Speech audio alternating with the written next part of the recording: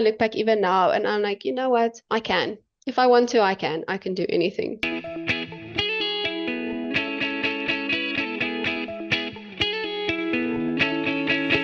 Hello and welcome to Center for Victory's podcast of Your Best Day Yet. At Center for Victory, we're here to help unlock, reinforce, and enrich relationships through personal and professional development. I am Eric Guy, Chief Victory Officer at the Center for Victory.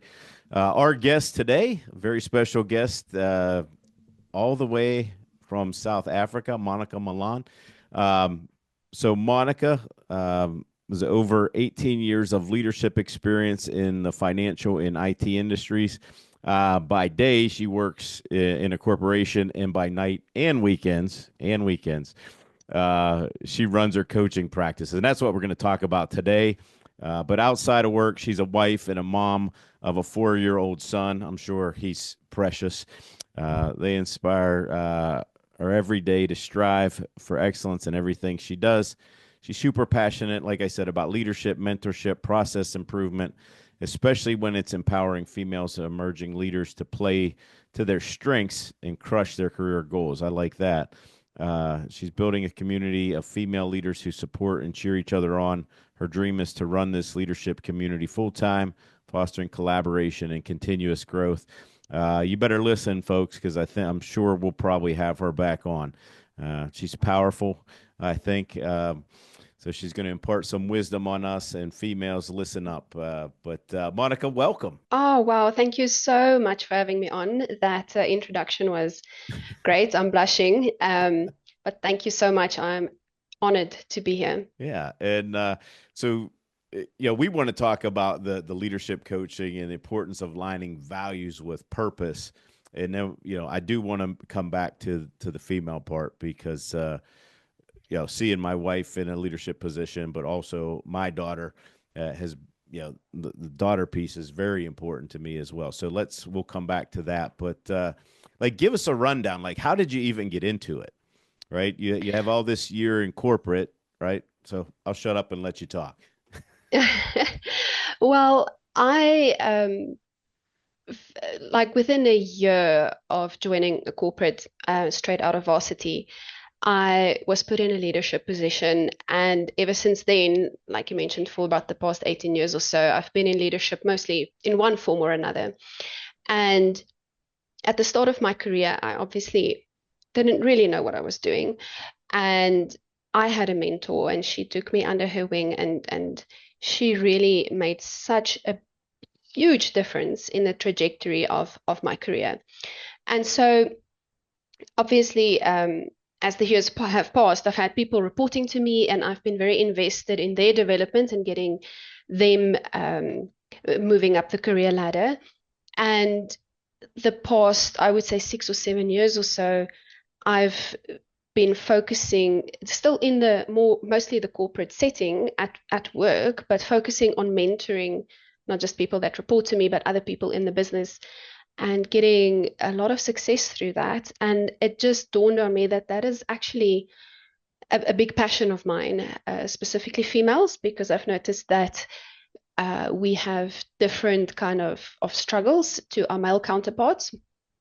And so the idea was born that I start coaching on the side so that I can help more ladies outside of just my immediate circle of acquaintances at work. And yeah, it's been great. One of the questions that popped into my head real quickly here is you said, you see, females in corporate having, either different or other challenges than their male counterparts.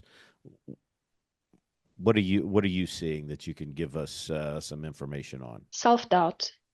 I think it mostly, I mean, the ladies could give you a lot of reasons for why they want to improve, but it mainly boils down, in my mind, to self-doubt. We have been conditioned from a young age to comply to this, and not necessarily just females, but this kind of Western norm of just go, go, go and pushing every day.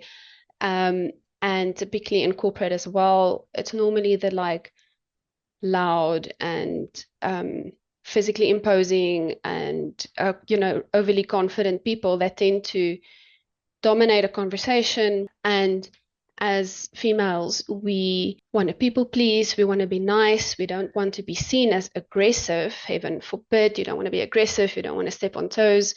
And we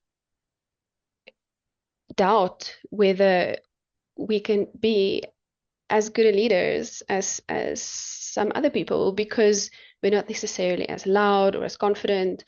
And instead of rather embracing what unique attributes we have as females, which is more on the empathetic side and the more kind of people focused, we tend to try and conform to the more like I said, this culture of push, push, push and being aggressive. And because it doesn't come naturally to us, we start doubting ourselves.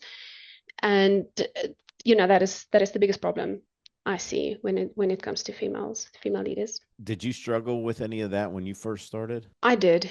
I actually reached, I would say in my late 20s, quite a significant kind of burnout period, late 20s, early 30s. And it really forced me to relook at how I was working, and also it helped me to prioritize precisely where I was spending my time and how I was spending my time.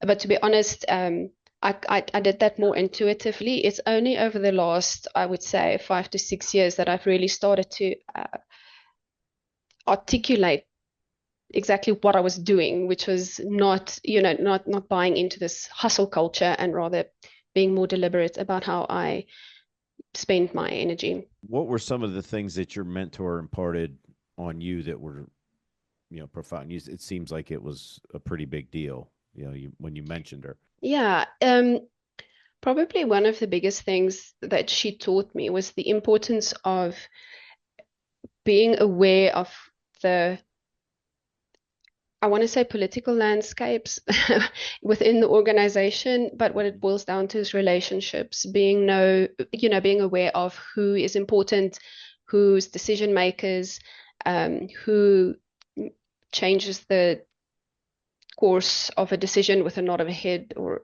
and also being aware that firstly, you shouldn't be involved in office gossip or politics, but you shouldn't be impartial to it either. If you're not participating, you are being stepped on, kind of thing. So it was really, it was a lot about navigating those kind of things, but also being aware of how important my own body language, perception of me from externally, like how important those type of things are. And yeah, it was eye-opening, because up until that point, I was just like happily going through life, minding my own business. And she taught me that you need to be deliberate if you want to be successful. Yeah, you mentioned that earlier too, even when before I asked you that question, being more deliberate. Help me understand what you mean by that, because I think it'll help, our listeners and anybody that's watching. By deliberate, I mean you need to make sure that your actions align with what your ultimate vision or goal is for your life. I mean, let's be honest, there's a lot of things you could be doing at work or with your life.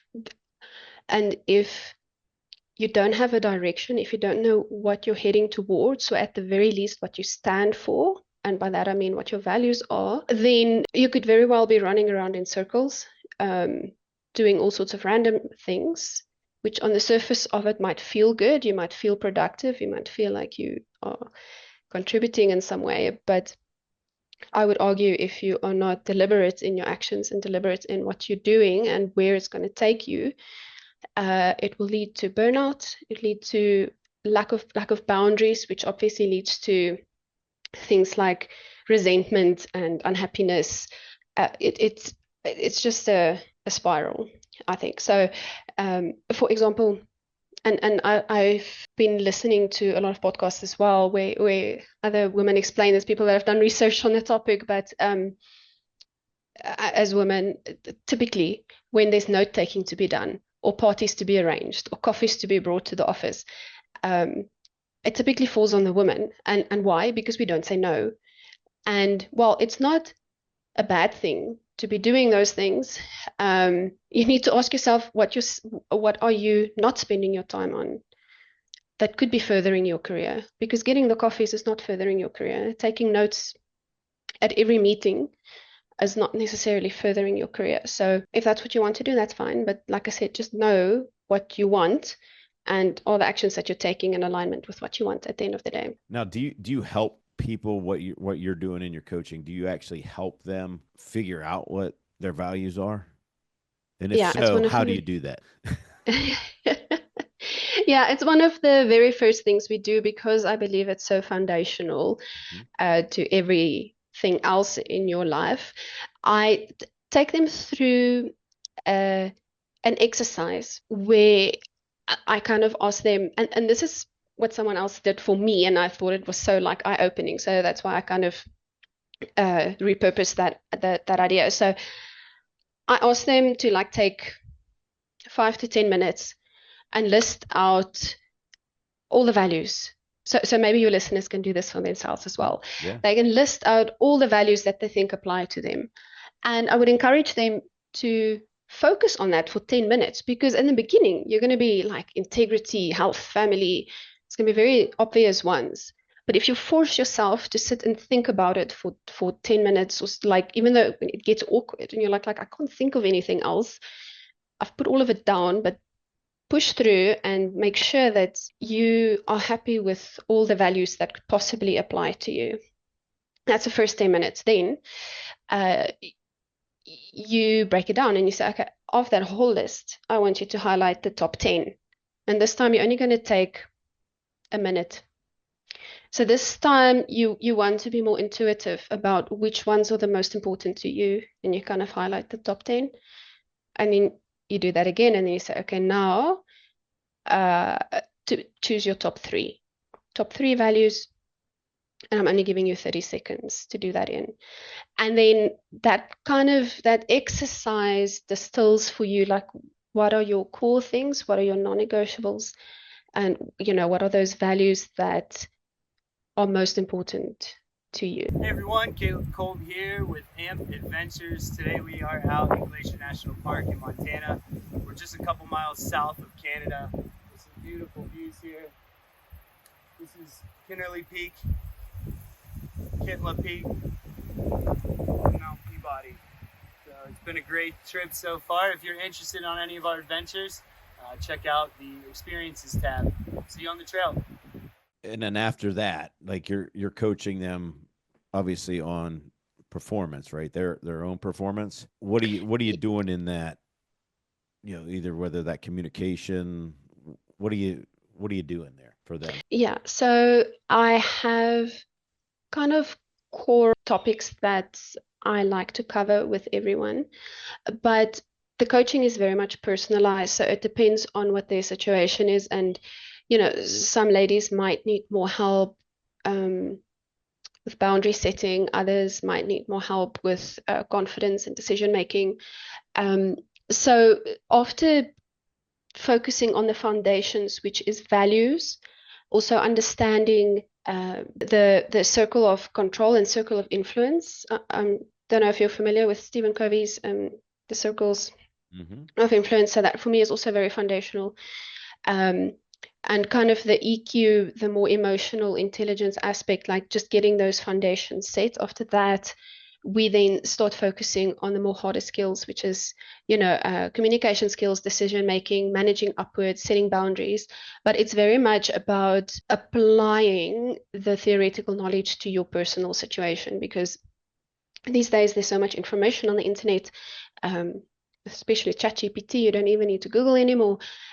So getting getting the theory is one thing, but knowing how to apply it in your situation is something else, and that is where I then step in and I kind of coach them through real life examples, their situations, and yeah, we also at the beginning of our relationship set goals for in terms of where they want to be at the end in their career, or even if it's more personal, just in terms of personal growth. We obviously have regular check-ins and continuously work towards those goals. I'm not sure yet where to go with this question, but you mentioned EQ, mentioned emotional intelligence. We're all the time helping people with that, whether it's individual coaching. We do a lot in our group coaching around that.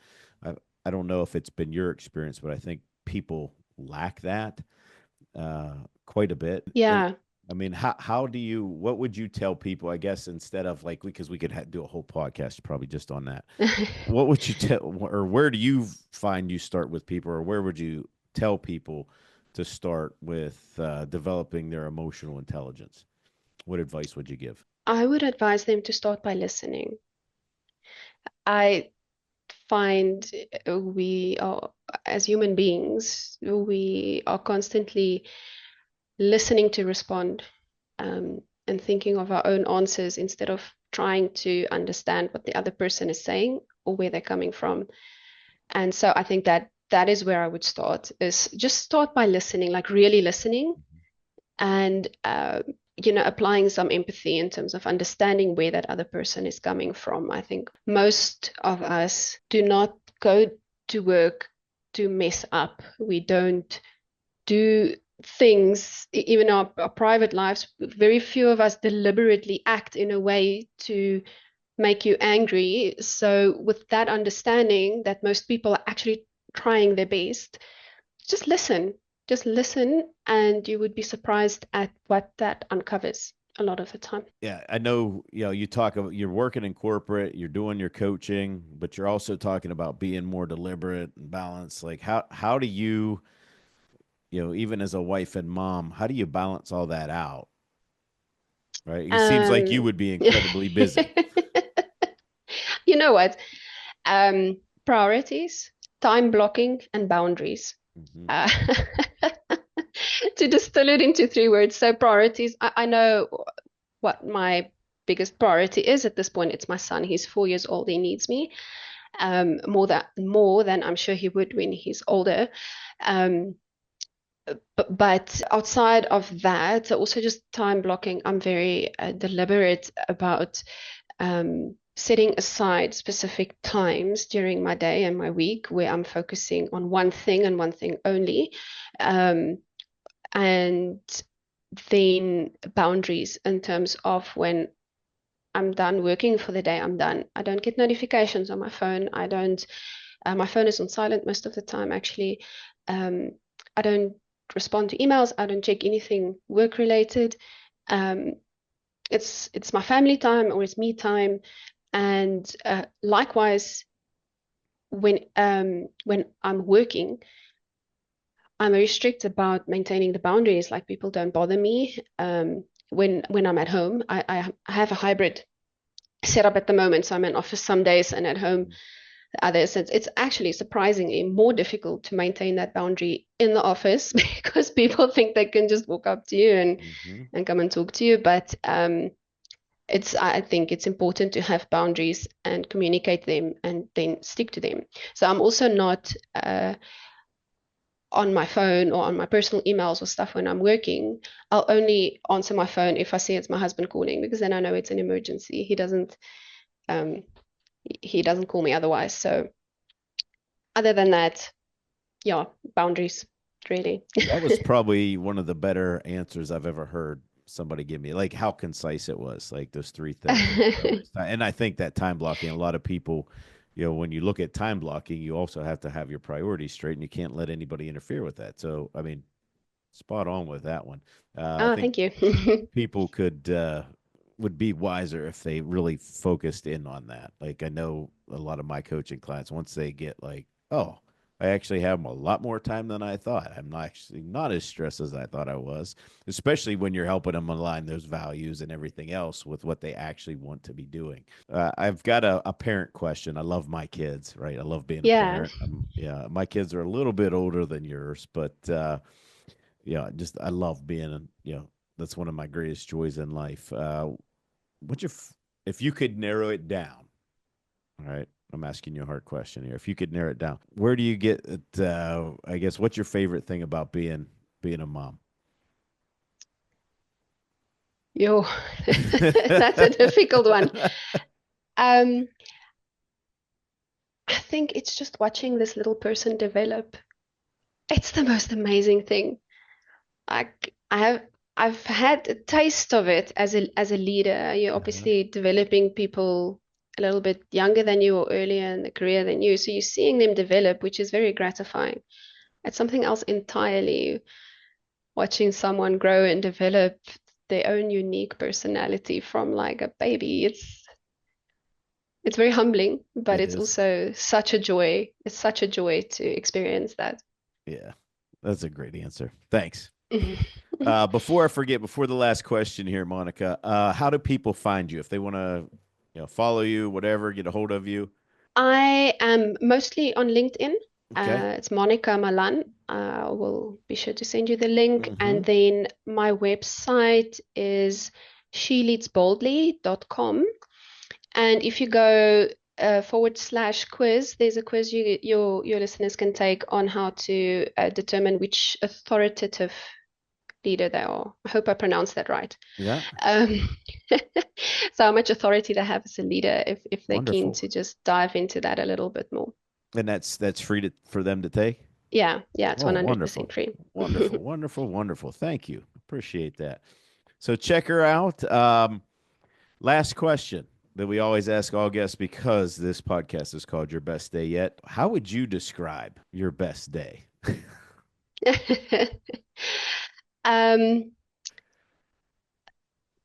Personally, my best day was the day that I completed something called the Otter Trail. I don't know if you're familiar. It's this 5-day hiking trail in South Africa, it's Tsitsikamma, 42 kilometers long. It sounds, in theory, easy to do, but in practice, it's grueling. It's up and down, it's climbing rocks, it's sheer cliff faces, it's crossing rivers. It was insane, and I never in a million years thought I would be able to do that. I'm not a really physically active person, but I did it. I completed it, and that sense of satisfaction and pride after I, kind of recovered from the physical pain of doing it.